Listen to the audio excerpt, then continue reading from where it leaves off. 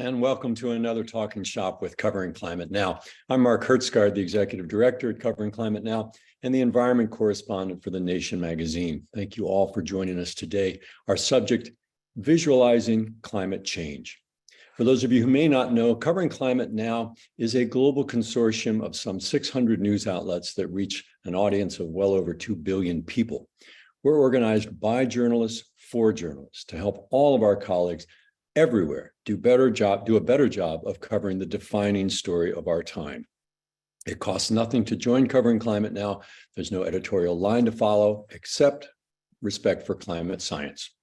And you can visit our website to find out more. You'll find our list of partners. You can join our Slack channel, sign up for our excellent weekly newsletter, The Climate Beat, and learn about the journalism awards that we give away every year and apply to join Covering Climate Now. So today's briefing on visualizing climate change could not come at a more fitting time. Extreme weather is ravaging people and nature all over the planet. And visual journalists are on the front lines of reporting the climate story. And they face different challenges than their print and digital colleagues. As Jeff Goodell, our friend at Rolling Stone magazine and the author of the excellent new book, The Heat Will Kill You First, has said, heat is an invisible killer. So how do visual journalists, videographers, photographers, how do they capture an invisible reality and make it vivid to audiences? Happy to say we have assembled a stellar cast of experts today who are going to talk through those and many other challenges related to visualizing climate change as a story. And we're going to start with our esteemed colleague, Gabrielle Fonseca-Johnson at Reuters, who will be today's moderator. Gabrielle, take it away. Thank you, Mark, for the introduction. Over the past months, we've been seeing record heat waves in Europe, China, and the US, flooding in parts of Asia, as well as ongoing historic droughts in many regions. Climate reporting has never been so central to news coverage globally. How we tell climate stories visually has changed in recent years. The visuals that tended to accompany climate reporting previously were images of polar bears or the fun in the sun images during a heat wave. We know that these sorts of visuals do a huge disservice to the seriousness of what we're facing. And in most newsrooms, journalists are working hard to get away from these tropes. But what does a strong climate change visual look like? And as the crisis accelerates, how do we improve how we visualize climate stories and not fall into new cliches? When we think of the imagery of climate change, the most obvious ones are the breaking news visuals of wildfires, flooding, droughts, of people in the immediate aftermath of a disaster. This is, of course, a crucial part of the story, and in some ways, the simplest to visualize, if not cover. But it's just an element of what's happening in the world. How do we show the longer-term effects of climate change, such as the impact of unpredictable weather patterns on agriculture, the role of climate change on migration patterns? How do we visualize a story about emissions? Visuals have instant impact. They create emotional connection. The idea that a photo speaks 1,000 words is a cliche for a reason. Visual storytelling is often at its most powerful when it has a clear narrative. It's centered around a specific person and place. The most powerful climate stories are those where the visuals and the text support one another, with the scientific and political context provided in the text, video interview, or a graphic. It's by thinking about each story cohesively that will create the richest and most compelling journalism. Today, we're incredibly lucky to have some outstanding visual journalists doing really inspiring work joining us to explore these issues. Please join me in welcoming the panelists. We have Mette Lampkov, who is a photojournalist and documentary photographer based in Los Angeles. She covers the impact of climate change and climate breakdown in California and how it affects the environment and local people. She's covered wildfires, flooding, drought, and specializes in understanding water dynamics in California, forest ecology, and fire ecology. Her work's been published in publications such as the New York Times, The Guardian, and High Country News. Louis Aguirre is a news anchor and environmental correspondent for WPLG Local 10, the ABC News affiliate for South Florida. Since 2021, Louis has been producing and presenting the station's weekly environmental series, Don't Trash Our Treasure, focusing on local issues impacting our natural world. And Yadira Hernández-Picó, an award-winning Puerto Rican documentary photographer and educator. Her work highlights the human dimension of climate change through visual storytelling projects, mainly in her home country. Her long-term project chronicling the aftermath of Hurricane Maria in Puerto Rico, Volver a Casa, is the recipient of multiple awards. So to get stuck in, the first question will be for Louis. For you, what's the power of visuals in climate reporting specifically? I'm so happy that we're talking about heat, which is really known as the silent killer. And our planet has never been hotter. I think over the past 10 years, we have recorded the hottest temperatures ever recorded on our planet. And that is something very difficult to visualize and to show, especially in the television medium. But right now, we have a forest fire under the surface of the ocean. We're losing coral reefs. We have a mass bleaching event that Florida has never seen before. That has been the focus of my heat impact story over the past 3 weeks. We have been diving with NOAA scientists and other restoration practitioners as they race to save the precious corals that they've been trying to bring back. Nothing hits home like not just seeing the mass bleaching event and showing those powerful images to your audience, but also in speaking with the scientists who are on the front lines of this. And along with powerful images comes powerful sound. And when you're speaking to a scientist who are often the most stoic and the most neutral of interview subjects, and you hear emotion in their voice, and you hear fear in their voice, well, that brings the humanity of the story home for so many people.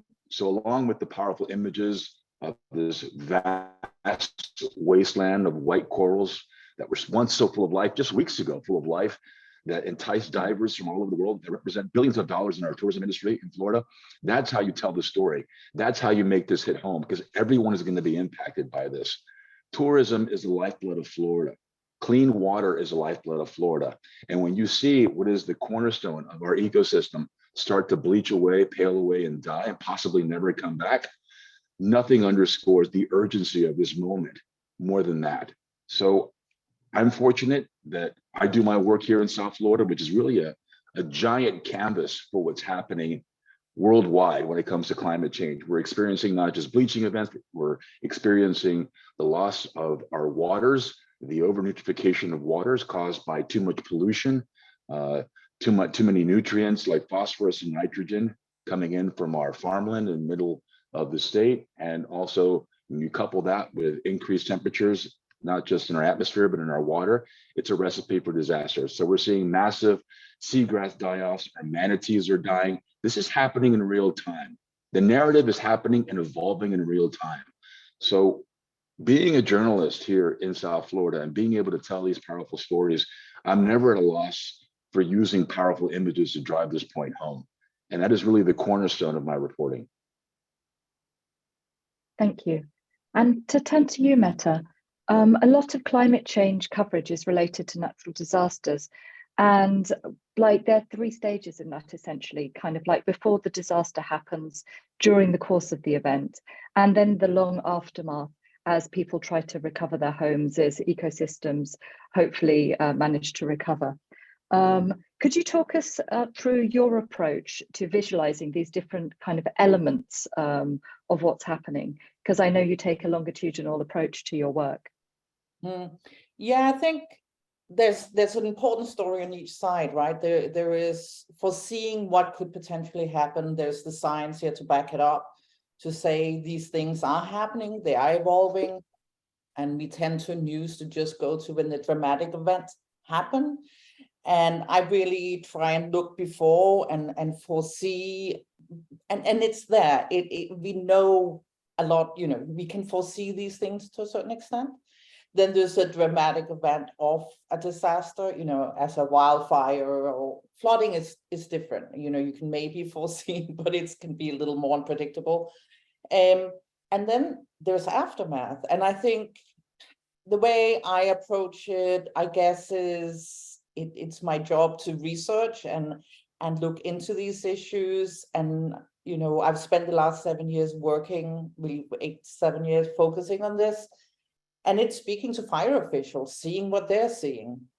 What's their experience? What are the last experiences? Speaking to fire ecologists and people that go out and do research in fires, seeing what happens.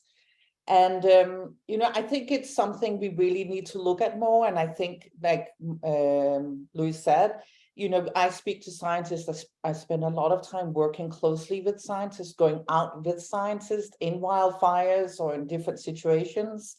And, like you mentioned, they're telling me, they're saying, as an example, when I worked in Sequoia National Park over 3 years off and on, the scientists there were quite outspoken, saying we really feel like we're preparing for climate change. We see it coming. We're trying to mitigate by more restorative fires and sort of putting, low fires on the landscape. And then, the Castle Fire happened and killed more sequoias than has ever happened. I just wrote it down. The Castle Fire killed 7,700 to 10,600 sequoias. These are trees that need fire on the landscape to actually reproduce and have stood for thousands of years in the western slopes of the Sierra Nevada mountains. And then just a year later was another massive wildfire that, scorched more land. So, I think there's an important story in photographing the wildfire, but I think there's an equally and even more important story to tell before. But the most important, really important, is telling the after story. How do we restore? What can we learn from these wildfires? As an example, I mean, these are examples, right? Take lessons, go out and spend time with scientists, have them tell you what they're seeing. Because if we're just showing the drama, I don't think we're learning a lot. So we'll leave it to a certain extent. It's like there's more to it than that one extreme event. There's something leading up to it. There's something that happens. A wildfire goes through a forest or neighborhood, takes a day or two, it's gone. But then the devastation left behind is massive, ecologically or people's lives. I photographed a neighborhood that burned close to LA a couple of years back, and it's taken people 2 to 3 years to rebuild, or for that matter, lose their homes and their savings. So I think those stories are kind of lost. Yeah. And on this point of the aftermath and the kind of the long tail after an event, I'd like to turn to you, Yadira. So after Hurricane Maria hit Puerto Rico, you were documenting the aftermath of the disaster in your own community. Can you just tell us a bit about how that informed your coverage? Absolutely, Gabrielle, thanks. Actually, I'm having problems hearing myself. Can you hear me? Can you hear me clearly? We can hear you. Oh, you too? Okay. I don't, and you see me well because we were doing some tests with my video. I'm going to turn it off so we can you can hear me. We can hear you and see you. Okay, it's fine. Well, I can tell you about my documentation of after Hurricane Maria. It is from my own experience. It is firsthand because Hurricane Maria left a massive humanitarian crisis in its wake. It was an unprecedented catastrophe here in the island. Just so a brief of context on the storm. It is considered the deadliest and worst natural disaster ever recorded in Puerto Rico. So today, actually, there are still citizens living without water, without electricity, facing food shortages. We all did, struggling financially. And it was, as I told you, it was like we never saw that before. Actually, nearly 5,000 people. I am really having problem hearing myself. I'm going to turn the video off. Maybe I can have a better. Okay, do you hear me better now? We still hear you. Okay. So today there are still citizens living without these basic needs, like I was telling you, and more than 3,000 homes are still covered with blue tarps when Hurricane Fiona last year on September 2022, just days before the 5-year anniversary of Hurricane Maria, made landfall in Puerto Rico. And according to a Harvard report, nearly 5,000 people died. the aftermath of Hurricane Maria. So that's really meaningful. So the series I developed, Volver a Casa, or Returning Home, explores the resilience of some of the island's most vulnerable and isolated communities in my hometown of Maricao. It is located on the western part of the island. And in terms of coverage, answering your question after this context, I think that with very few exceptions, the stories of people in these vulnerable communities are frequently nameless and dehumanized. So from my perspective, from an insider in my reporting, in this specific case, every photograph is accompanied by the hurricane survivors' names, quotes, and stars. To give them not a voice. I think they already have one. I hear that a lot, but to give them the chance to express themselves. And we can go here to a lot of political and colonialism implications in Puerto Rico, but we're not going there.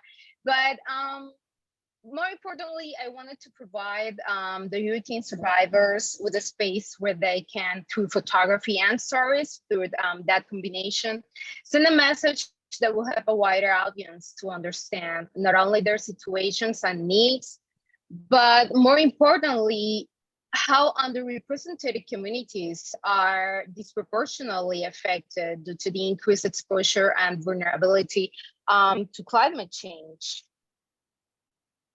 Thank you. Okay, so that's really interesting. And I think like within what both you and Met say, there's kind of like two really good points to take out of it. You know, the kind of like looking at the aftermath that lasts longer than the event itself, and kind of giving people the space to be able to kind of get their own message out there, to express their own experience of it. So the victims of these events also have a kind of like a voice on the world stage. Of course, they've got a voice anyway, but we can help amplify that. And so, I mean, I wanted to turn back to Louis and ask you a little bit about the daily grind of journalism. Now, you present a weekly show about climate change, and we all know that when we've got to find stories within a limited area, within a limited subject area, week after week after week, that can be a challenge sometimes. Like, how do you keep people engaged? What are your audiences looking for? How do you keep it fresh? So I live in South Florida, where we're experiencing this in real time, and oftentimes, and it's not a show; it's a 4 to 5 minute segment. But I could do a show. I mean, that's the plethora of stories that we have going on here on a daily basis. My primary role for my station is a news anchor. I'm a presenter, so I'm on set presenting various newscasts during the day. The climate journalism I do on my time, on my free time when I'm not presenting. So it takes me a week to gather the resources that I need and the assets that I need to tell a compelling story. But I could be telling a story if I had the time and the team 7 days a week. There's no shortage of stories when it comes to climate reporting here in South Florida. As I said, we're experiencing this in real time. We are experiencing the hottest July ever recorded in South Florida since records were ever kept in over 130 years. We experienced a record-shattering heat index of 116 degrees yesterday. That's never happened. We weren't supposed to experience these heat indices for another 30 years. And it was just, I don't know if this is an aberration or if this is just a window of what we're going to experience in the years to come. But this is very scary. And this is impacting everyone's daily life. Yesterday, we had to evacuate the Veterans Hospital because their generator went down and they had no AC. So all of these stories are related to climate. It is my job as a journalist to make sure that everybody understands that that is the through line for all these stories. You know, climate impacts so many different facets of our life. We're seeing an uptick in violence. There is research showing that when, you know, you have heat stressing, that also influences violent behavior. So, you know, there's not one aspect of our daily life here in South Florida that isn't touched by this story right now. We're seeing what's happening in Maui right now, and we're holding our breath because while we don't have the wildfires that we experienced out west and what we're seeing right now in Maui. We certainly have our natural disasters that have manifested in our backyard. We had one of the worst storms ever. Ian hit the West Coast last year. We're bracing for hurricane season right now. Our ocean temperatures have never been warmer or hotter than they are right now.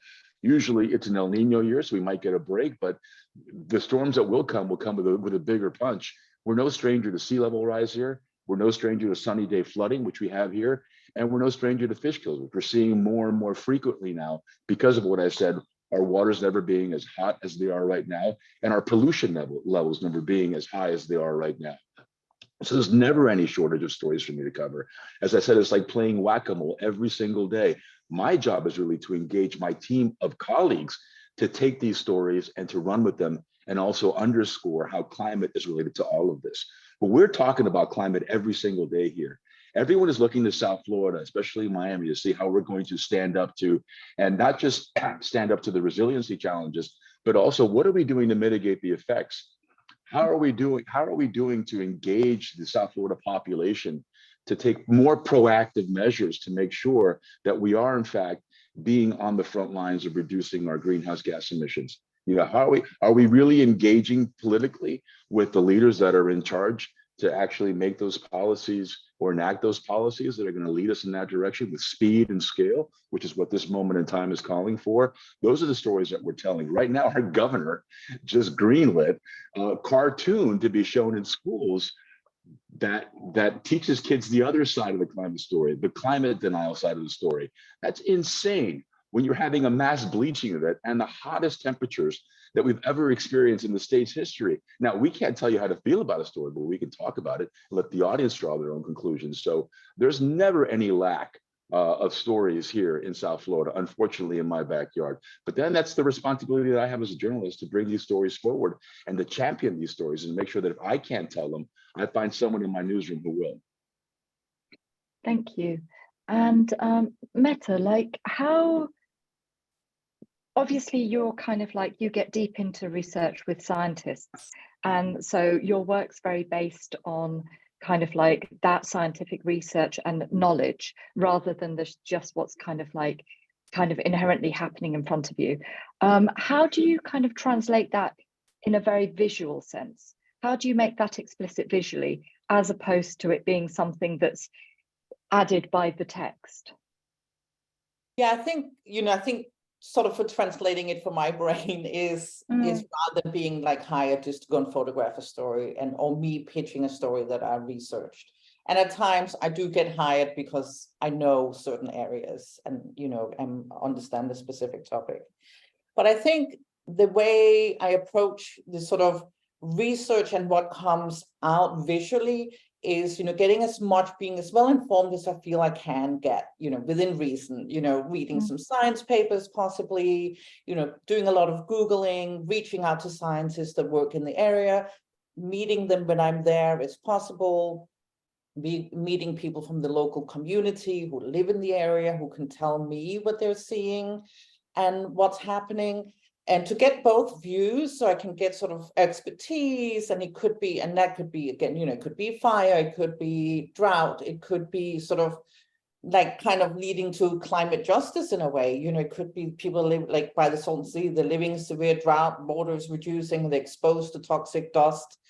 And I think how to then translate that into an image can be really, really difficult, because what I really want to do is show reality. I want to say climate change isn't just drama. Climate change is an everyday issue that is impacting essentially all of us. It impacts certain people more than others, depending on where they live. And we should show that reality. That is my responsibility, in my opinion. So I think it's like, I feel like when I go out on assignments or when I go and do this work, it's like digging as deep as possible. How can I really show this? And I think it's making the human connection, like really learning as much as I possibly can before I go out, and then photographing it. And if the project allows the time, is to stay long enough to get to those visuals. And I think it's the close human connection and the landscape, but then my captions And the knowledge I have should be in the captions or be included in the text. So I want to work very closely with the reporters, and always do when I'm allowed, is so that my experience really gets into that text and in that caption. And so I like working with very long captions where I'm allowed to say what is really happening in this image. You know, as an example, I can take a picture of, you know, it may be in Sequoia or the Salton Sea or wherever, at snowpack. I'm fascinated by the snowpack of California. That's where the majority of our water comes from. And it's, you know, when you look at the snowpack, you go, well, there's a bit of snow. That's lovely, isn't it? But the reality is that snowpack is shrinking fast, it's melting fast, it's coming off the mountains fast, it's evaporating fast, and that goes from the Sierras to the Colorado River watershed. So it needs to be told in the captions. And I think part of my really like determination is allowing reality and visuals that aren't only dramatic to tell important stories. So we are educating our audience, not drama is climate change. Climate change is everyday reality that is affecting us all. And like I mentioned before, I feel like going to the supermarket and taking a picture of a shelf of, you know, the produce and say, this is climate change, because right now in the Central Valley, extreme heat is affecting people that are picking that food, they're dying of heat exhaustion, and the food isn't growing well enough, and food can't be produced. It becomes more expensive. Not only that, and one thing we don't talk a lot about is nighttime dew temperatures. If it doesn't get cool enough at night, our ecology, and that's our food to our trees, aren't surviving as well. And so food also becomes less nutritious. So to me, that's tell the whole story. You know, I once had one editor, not going to get into the detail, tell me my work wasn't sexy. I don't want to make sexy work. I want to make real work.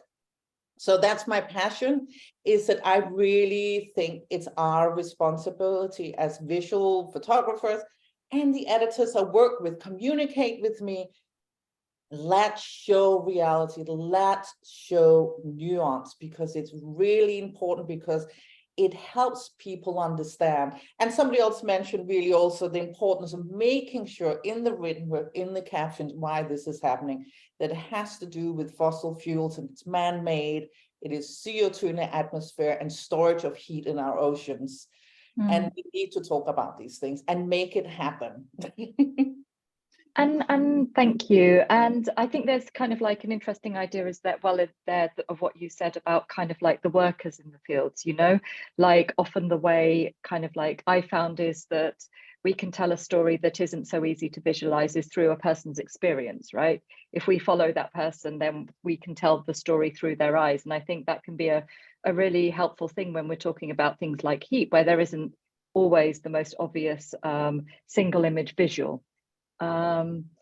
Yadira, like one thing I'd like to ask you, which was what in your experience from the work that you've been doing in the aftermath of Hurricane Maria, what images did you find engaged audiences the most in your work?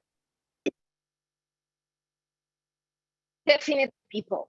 The impact, definitely the human of the climate change story, and every storytelling and this kind of okay. I think we can hear you now. It's better with the video off. Okay. All right. All right. So I was telling you, especially people, especially, and when you're working from your own community. Yeah, somebody turned my video off. When you're working from your own community, I think it's an even bigger responsibility as a journalist or as a photojournalist when you're reporting, and because they know you, because it's like your backyard, because it's your neighborhood. So I agree totally with Meta. Go back, follow up, go beyond the headlines. get to know them. I'm actually, I've been revisiting these people, rephotographing them in the same location as the original images to survey what has changed and what hasn't, but also posing a broader question about Puerto Rico's ambiguous status of the oldest colony in the world. As you brilliantly said in the introduction, there is also a scientific and a political context in this that you can't ignore. So what I still comment what we can do. I tell you, gain people trust, gain people respect, show them that you are there to dignify their experience and honor their trust. Thank you. So now we're going to open it up to some of the questions from our audience. And I'll start with one from Oche Kendo of Radio Africa. And this one sounds like one that could be a good one for either Yadira or Louis, depending on who wants to take it. How can photographers present disaster images without being accused of sensationalism? I can take it if you'd like. So the most important thing is not to hyperbolize, just to present the images as they come and let the people tell the story. I always say that my most powerful stories come when I let the people speak, the people that I interview. And I think nothing speaks the truth more than someone who's having an organic reaction in the moment, describing what it is that they're seeing and what they're experiencing. And that is also how you break through that fourth wall, because the only way you're going to get people to care, and that at the bottom line, that is my mission every single day, to make people care, to realize that what is happening is happening. Yes, these stories have to be told every day because this is a real everyday story that is impacting every aspect of our life. My job is to get people to pay attention and to care. So when you have people that are experiencing something, whether it be a natural disaster, the loss of a business, or the loss of fish, or the loss of natural life in their backyard, and you have someone speak from a first-person experience that's not being pushed or prodded and to explain what it is that they're going through, that is how you break through that wall and how you get more people to care. Because a lot of people are, not everybody thinks of Miami that we're all living on the beach 365 days a year, walking around in bikinis and Speedos. No, a great portion of our population of 3 million people doesn't live on the coast, they live inland. Why should they care if the coral reefs die? Why should they care if sea level rises? They're all the way west. You have to make them realize that what's happening in one part of South Florida impacts all of our lives. And it's only when you share those human stories, when people can see themselves in that story and make that human connection, that these stories actually, they vibrate and they engage us into caring more and to doing more and to asking ourselves, what can I do to make the situation better? It's so important that you don't, as a journalist, hyperbolize, that you don't color it.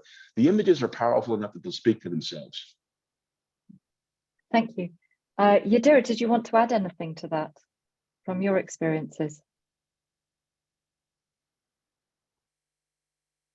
No, okay.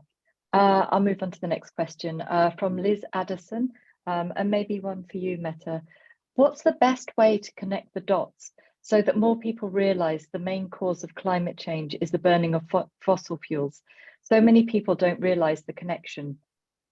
I mean, I think for me, going out to photograph something, that's going to be hard unless I go and sort of do oil derricks, or methane is invisible, these things. That's up to the reporter and the responsibility. I mean, it's my responsibility too to obviously make sure it happens, and I've had to do that on many stories where I read what's been written and I go, climate change isn't even mentioned in here, fossil fuel isn't even mentioned in here, and I have to tell reporters I work with, what are you doing? You need to add this. But that's a kind of out of my hands as a photographer. I mean, if I'm doing a story about, forest ecology or climate justice, it has to be in the writing. I can mention it, and I possibly can't. It's even hard to mention it in the captions because it's not what's happening in the picture. Is that a challenge that you faced a lot? Kind of stories that are kind of climate stories not being acknowledged as such, and your kind of input not being listened to? Constantly, yeah. I would say every time I pitch a story, I have to nudge the writers to make sure certain things are in there, mostly because I spend a lot of time in the field. Mhm. And I would say a lot of time, often go out before the story, I go back, I try to go back numerous times, connect with people, show this stuff and go through crazy experiences, seeing what I do. And yeah, the writer might be there half a day or never go. So they rely on me getting back to them. And often I think they're very busy writing a story that's been researched from a sitting room, and they haven't had the experience I have had. And I think that's a major, major problem. And I think that's probably, again, I become more outspoken, and that is, talk to me. The editors And- should talk to me. They should ask me if I've spent 10 days going in and out of a wildfire or documenting certain issues, I should be asked what it was like. The reporter never went. So I think there's a major disconnect and a major problems when reporters, or if is sort of my aspects and knowledge of the story isn't being acknowledged. And I actually think it's a bizarre thing in that job that there can be a little sort of difference and ego thing in there. And I think this is a collaboration. I see this as a collaboration. It's between the editor, work with the reporter, work with me, and it's about creating a really honest, real journalistic piece. It's our collaboration, our responsibility to listen to one another. I love that you said that, Magda, because I always see my work as a collaboration as well. I work with my editor, not the same editor that you have. He's in control the editorial content, but obviously when it comes to producing these pieces, I rely heavily on his aesthetic and his creativity, and also my photographer is also an integral part of telling the story. I can't tell my stories without those powerful images, but I want to push back on something, because it's not just, the pushback isn't just from other reporters. I think the pushback is from the outlets themselves. We have other outlets here in South Florida that don't tell the climate story, that tell these weather stories or these natural disaster stories without mentioning climate, and that's because they lack the courage to do so. We're living in a hyper politicized time right now, especially here in Florida. And I think there are very few outlets out there, I'm talking about print and visual and electronic medium, that still will not mention the word climate change because they're afraid of the pushback and alienating a great portion of the audience. That's not our job as journalists. Our job as journalists is to tell the truth and to engage, educate, and inform the audience. And I still think there's a lot of outlets out here, I'm not going to mention any names, that are afraid to take that step. I think as well, I think there's a lot of anxiety around getting things wrong. I mean, like obviously in each kind of country, the context is different in terms of the political landscape and all of these elements. But I feel like in my experience, there are a lot of people who want to tell the story, who want to talk about climate, but maybe they don't feel like they have the knowledge and the grounding, and don't always feel like they know the best place to start, to where to get that. I'm not a scientist, Gabrielle. I'm learning as I go. I'm going to make mistakes. It's okay. I'm human. I will own up to my mistakes, and I'll have the scientists explain the science to me. It's not my job to be a scientist. My job is to tell a story and to let the scientists give the scientists a platform to tell the story, to explain the science. My job as a journalist is to tell these stories and engage and educate the audience and have them care more and do more and be part of the process to make our world better. My job is not a scientist. I'm going to get things wrong. I'm a human. I'm a journalist. I'll own up to my mistakes. I definitely will. But I have to take those risks because we're at a time in our life right now that this is important. There's not a more important story to be told right now in this moment of time than this story. Yeah, and I think that, sorry, please go ahead. Just go really fast. I think there's a thing in the world, once we publish or say things publicly, right? We see that in politics, we can see it everywhere. And there's this slight fear of telling things as they really are, the truth. But we are here to tell the truth. It's our job. So surely that's what we should be doing. And so to me, yes, neither Lou, Yadira, and I are scientists, but we here sort of communicators, right? I'm hoping to elevate the science because that is what helps us in science, is fluid in the sense that you get a new report, you learn new things. So that's part of our job, is to move with that and foresee it, but also to just tell the truth, because the CO2 levels that are heating up our planet isn't something none of us made up. It's there and it's happening.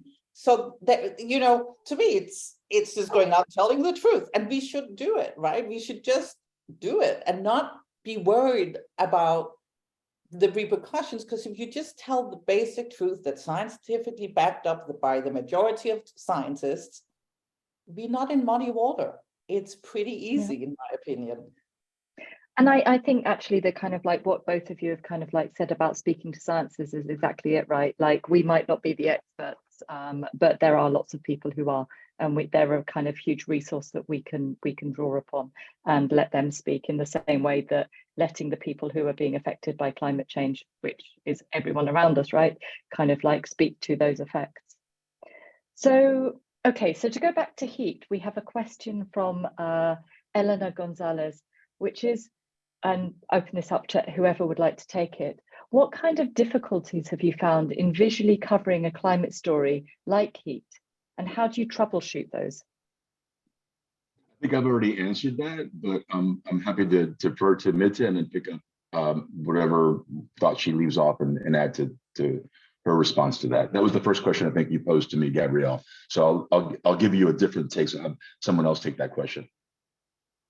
I mean, I think it's, again, you go and photograph it. If, let's say, you are dealing with a heat story. I was somewhere recently where I was in literal heat and got heat exhaustion working. It's photographing what you're seeing, right? And that's people being very hot and how they're acting, and then trying to visualize it, you know, in new ways. In a way, again, I so badly don't want to take a stereotypical image. I don't want to take this like, oh, the dry lake bed with a boat on it. You know, it's very easy to do.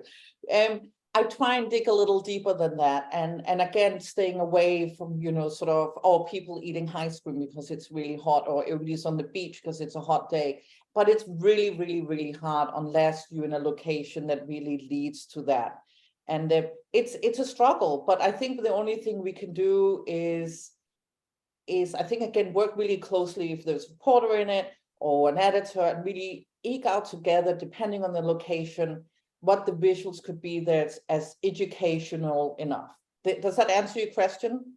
The question? Yeah, I do think to piggyback on what you said, Mita, is I think your job is much more challenging as a photographer. Working in the video medium, I'm able to incorporate sound with powerful images and get that scientific perspective.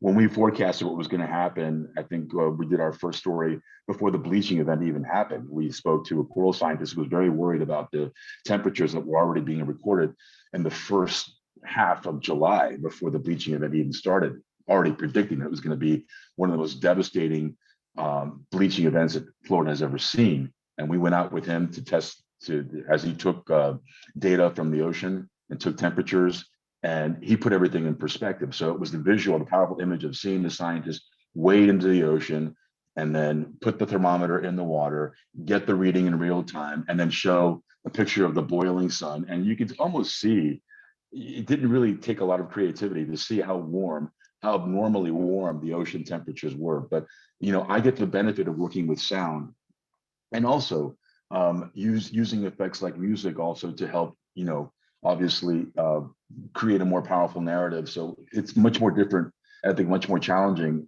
as just a still photographer to be able to find those images and to not be cliche, which is so important, you know, not show the person eating ice cream or the person sweating that we see every single time we talk about a heat wave. What's happening now is not just a normal heat wave. This is the climate. This is not weather. This is climate. This is climate. Yeah. And Meta, how do you deal with that? Because as Louis kind of identifies, like working in video where you've got interviews, where you've got sound, you've got more tools in your box to be able to kind of like enrich that story and add layers. Like how do you approach this in a kind of purely photographic way? I mean, again, I just can photograph what's happening, the reality, you know, and I mean, and I think I often try to step back a bit, and this is where, again, I always say I'm an anti-landscape photographer. Like, I love landscapes, but I tell them to talk about climate change. I'm not trying to make pretty landscapes. They might end up looking pretty, but it's in the caption. I mean, a lot of it comes in the caption. because that will inform you, and that's where I think the caption is so informed. So if I can create a picture that maybe makes people look and want to read that caption, because, you know, yeah, I mean, climate change doesn't have a color, right? It's a visual that is happening in front of our eyes as we're talking. It is literally just happening all around us. So how do we tell that? So I think it's on this. I think what I can bring to the table maybe is just a really deep understanding of it and a deep desire to work on it and tell the story as well as possible and as nuanced as possible. And it's a challenge. I think it's a major challenge, but I think the challenge also comes from what is the perceived image of climate change rather than to the reality of climate change. And I think that's two things as journalists and news people, we really have to think about what are the real visuals, right? Yeah. And Yadira, what do you think about this? What's been your experience in terms of communicating the the issues of climate through photography? Thanks, Gabrielle.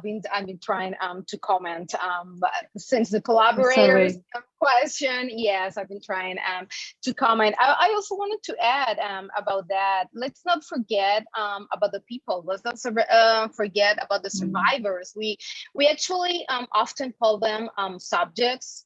So let's try to call and treat them like collaborators. I think that's very, very important, because that can dictate actually your narrative, the narrative of your story. So that's very important. I've been seeing a lot of questions. There's actually a question about Puerto Rico, about colonialism. I don't know if there's enough time that we can go to that.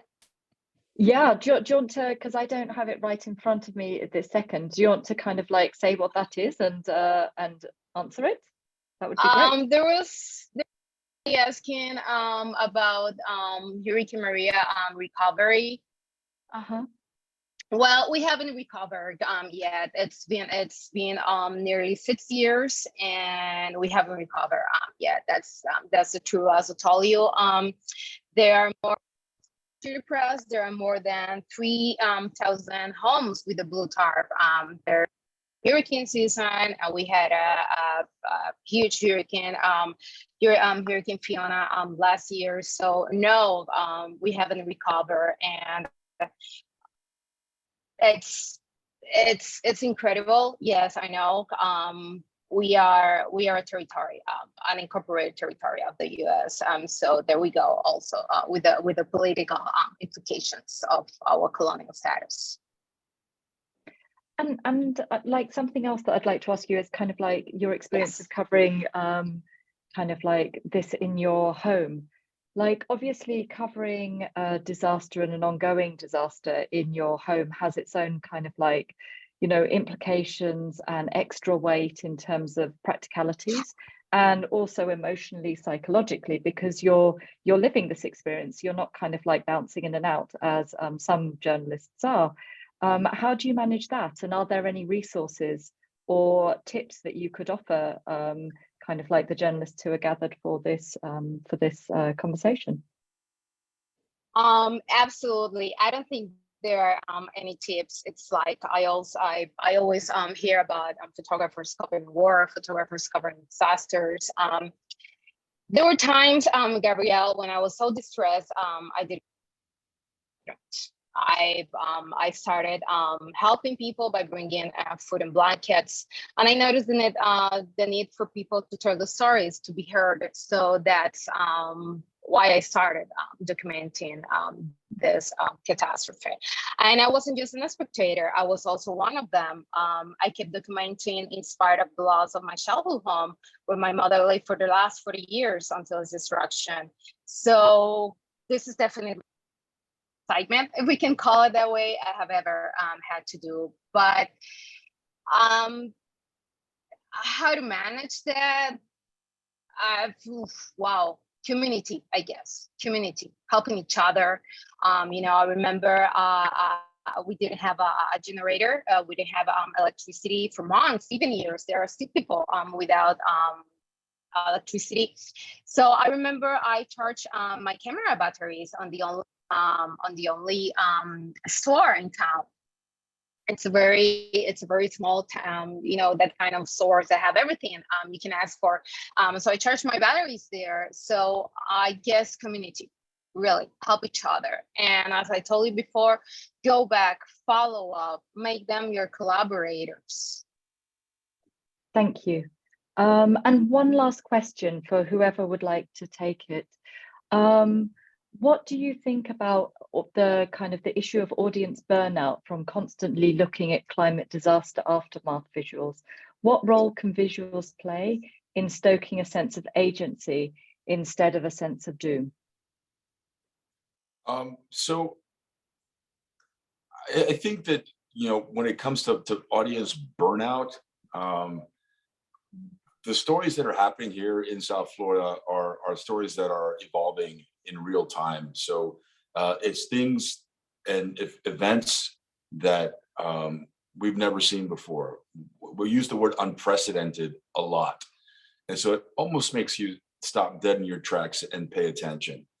But I think it is very, very important to offer a sense of hope with each story. It can't just be doom.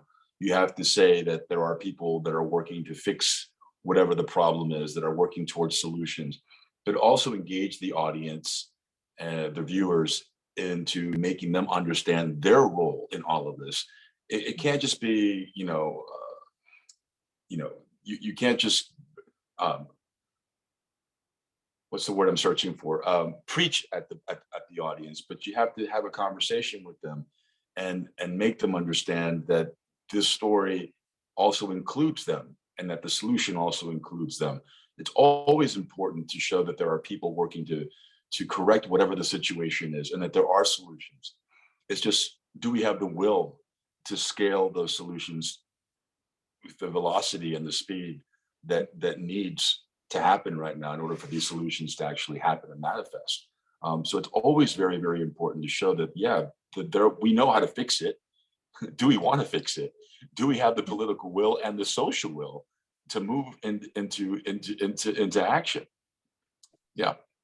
Thank you. And Yadira, what about you? Do you have any kind of thoughts on this? Yes, I know, I understand it. I don't know, it is what it is. It is the reality, it is the truth. So what else can we do? We have to report it, we have to keep documenting it, we have to keep like a call to action with our work. That's how I see it. Of course, there are sometimes like when we also get tired, we also get burnt out. But if you really concerned about it, you keep doing your job, you keep doing making changes in your life. Also, every small change counts, from your diet, from whatever you can do on your daily life to change it. Every small change counts. Thank you. And how about you, Meta? What would you kind of creating like an idea of hope rather than just doom, given the dire situation that we're in? Well, I think again, it's like the nuance, right? I mean, at first, I think it's like really connecting with people, getting their story. And I think also, and I thought I'd bring this up sort of at the end, and it's not because I only work on wildfires, I work on many different things. But one thing as an example, I think that's lacking, right? So we photograph wildfire, we tell the doom of wildfires. And in California, you know, and I see wildfires often gets used as the climate image.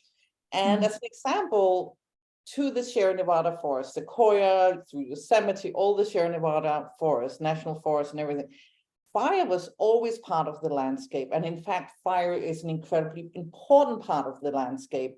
So the nuance that's not often included in the stories, actually, these fires are perfectly natural to a certain extent. With climate change and rising temperatures, they're much bigger. They're now, you know, obviously burning into people that have moved into sort of the wildland, the buoy it's called, you know, when people move into forest areas. So I think what's sometimes forgotten of what, and actually that's a positive story. Sometimes those fires are positive. If they're in wildland areas, they often leave them because they want them to burn. And the reason these fires partly burn as bad as they do is absolutely climate change, is drought condition and lack of moisture in the soil and major tree mortality due to climate change. But it also was years of fire suppression when white settlers came to America. They, suppressed fire, they put them out, didn't let the forest burn. And if you see old photographs of Yosemite Valley, there was not a lot of trees, but now you see a lot of trees, and now a lot of those trees are dead, and they've had massive wildfires. So again, there is actually, bizarrely, in some of these wildfire stories, there's something positive. That landscape actually needed to burn. Now there was more destruction in that fire because of climate change. And of course, we don't want that to, and there's somebody mentioned there's cultural burns, and the indigenous population of California always actually burn the land and would move out to the islands during big fires. Anyways, I'll end it there because I know we're at the end, but yes, I think positive stories are really important and solution, but again, it's pushing those solutions and telling all the stories. I think important. Nuance and telling the story in entirety. I think that's kind of like what really came through. It would be really great to bring Mark back in again now to kind of like conclude the conversation. Thanks. Thank you, Gabrielle, and thank you, panelists, and thank you, everyone, for being part of this. I have tried to turn my camera on, but I'm told that the host has stopped it, so perhaps we'll get that soon. But in the meantime, not you, Gabrielle. That's the people. Not to worry. Good. But here we go. All right. See the importance of visual storytelling. I've been a print reporter and a book writer most of my life, but today has reminded me just how important our visual colleagues are in television. I grew up in television, and it is powerful for a reason. This is what pictures is what, let's remember, most of the news consumers out there do not read the 2,000-word stories. They maybe see a headline and they see the pictures, or they're watching television, which still in today's social media culture, TV is still the largest source of news, the leading source of news rather, for the largest number of people. So what we're talking about today could not be more important to how journalism as a whole covers the climate story. It's come up again and again today, also solutions. In that regard, I want to emphasize that Covering Climate Now for over a year has been prioritizing solutions coverage as part of telling the climate story. We would say that you cannot tell the entire climate story unless you're talking about solutions. Of course, the devastation, of course, the science behind it, but you need to tell the whole story, and that also gets to how you fix it. Now, we aren't cheerleaders, we're not activists, we don't sugarcoat, we interrogate potential solutions so that the public and yes, policymakers can understand which ones are real solutions and which ones are not. In that regard, please come to the Covering Climate Now website. You'll find all of those resource materials there explaining this in much greater depth.